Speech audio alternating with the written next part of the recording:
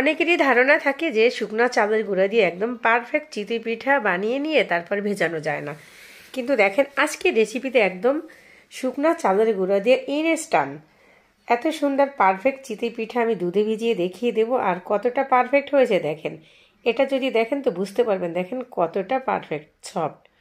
তো এই সহজ রেসিপিটি আজকে থাকছে আপনাদের জন্য। এখানে আমি শুকনো চালের গুঁড়া নিয়ে নিয়েছি হচ্ছে 4 কাপ। তো এখন আমি লবণ মিশিয়ে নেব। শুকনো চালের গুঁড়োর ভিতরে লবণটা মিশিয়ে নিয়ে এখানে আমি গরম পানি দিব, যে ওই পর্যায়ে দিব যে গরম পানিটা হাতে সয়, মানে হাতে সহনীয় পর্যায়ে গরম পানিটা দিয়ে মেখে মুখে নিব আমি এই চালের গুঁড়াটা। তারপরে আমি পরিমাণ মতো পানি দেব, আর পানি দিয়ে মোটামুটি লিকুইড একটা ব্যাটার বানিয়ে নিব। আর ব্যাটারটা বানিয়ে নিয়ে সুন্দর করে আমি কি করব, এটাকে রেস্টে রেখে দিব। তবে এই যে আমি যেভাবে করছি এভাবে করতে হবে। হ্যান্ড উইক্স দিয়ে করেন আর হাতে করেন, আমাদের মা দাদিরা কিন্তু এভাবে হাত দিয়েই করতো। আর যাদের সমস্যা হবে হ্যান্ড উইক্স দিয়ে অন্তত পক্ষে 10টা মিনিট এভাবে করে নিয়ে তারপরে রেখে দিবেন। আর 10 মিনিট কিন্তু ওটা করতেই হবে, ওটা বাধ্যতামূলক। তো ওটা যদি করেন তারপরে পিঠাটা কিন্তু পারফেক্ট হবে। তারপরে আমি পিঠাটা যে দুধে ভিজাবো ওটা আমি ঢেকে রেখে দিছি ঠিক 10 মিনিটের জন্য। আর এরই ফাঁকে আমি এখানে 2 কেজি এবং হাফ কেজি 2.5 কেজি দুধ দিয়েছি আড়ঙের। তো দুধটা দিয়ে আমি এটা ফুটে ওঠার পরে চুলায় রেখে দিয়ে তারপরে আবার আমি সেই চালের গুঁড়ার কাছে যাব। তো এদিকতে আমার কিন্তু 10 মিনিট হয়ে গিয়েছে। তারপরে আমার একটু প্রয়োজন হয়েছে পানি লাগবে, আমি দিয়ে দিয়েছি। আর ব্যাটারটা কেমন আছে দেখেন, এটা কিন্তু আপনাদের আমি দেখিয়ে দিচ্ছি। এই টাইপের ব্যাটার বানিয়ে নিব। তো ব্যাটারটা আমার একদম রেডি। আর দুধটাও কিন্তু অনেকক্ষণ ফুটে গেছে। এখন দুধটা কি করব, আমি পাশের চুলায় দিয়ে দেব। আর এখানে আমি চিতই পিঠাটা বানিয়ে নেব। তো একটা সাজ বসিয়ে দিয়েছি, আগে থেকে অনেকটা গরম হয়ে গিয়েছে। আর এটা ছোট ছোট কিউট পিঠা হবে। তো আমি টিস্যু দিয়ে একটু তেল ব্রাশ করে দিয়ে এই যে ব্যাটার দিয়ে দিচ্ছি, আর দিয়ে ঢেকে দিব মোটামুটি 2 মিনিটের মতো। 2 মিনিট পরে ফিরছি। দেখেন প্রথম ধাপের পিঠাটাই কত সুন্দর পারফেক্ট এবং ফুলকো হয়েছে, আর ভিতরে কিন্তু অসংখ্য জালিদারও হয়েছে। তো এখন আমি নামিয়ে নিয়ে রেখে দিব। তো পরপর 2-3টা ভেজে আপনাদের সাথে শেয়ার করবো, আর বাদ বাকি এভাবেই ভেজে নিব।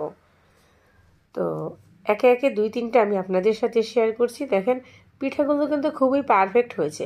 আর অনেকেই এইটার ভিতরে বেকিং সোডা কিংবা বেকিং পাউডার দেয়, এতে করে হয় কি পিঠাটা অনেক সফট হয়, নরম হয়, একটু খেতে মজা হয় না।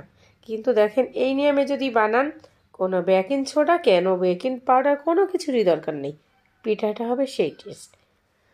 তো একে একে 3-4 বার আমি ভেজে নিচ্ছি, আর এভাবেই সবগুলো ভেজে নিব।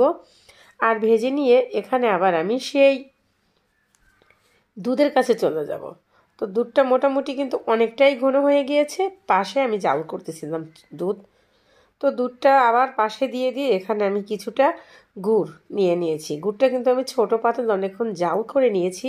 এই গুড় এভাবে যতক্ষণ আপনারা জাল করবেন, গুড়ের থেকে এতটা সুন্দর একটা ঘ্রাণ বের হয়, একদম পুরো ঘর ছড়িয়ে পড়ে এই ঘ্রাণে। তো প্রথম আমি কি করব, আমি চুলাটা কিন্তু বন্ধ করে দিয়েছি। এই গরম গুড়ের পানিতে আমি পিঠাগুলো সব দিয়ে দেব। দিয়ে তারপরে মানে এখনই আবার আমি দুধগুলোকে দিয়ে দেব। দুধটা কিন্তু অনেকটা পরিমাণ ঘন হয়ে গেছে জাল করতে করতে।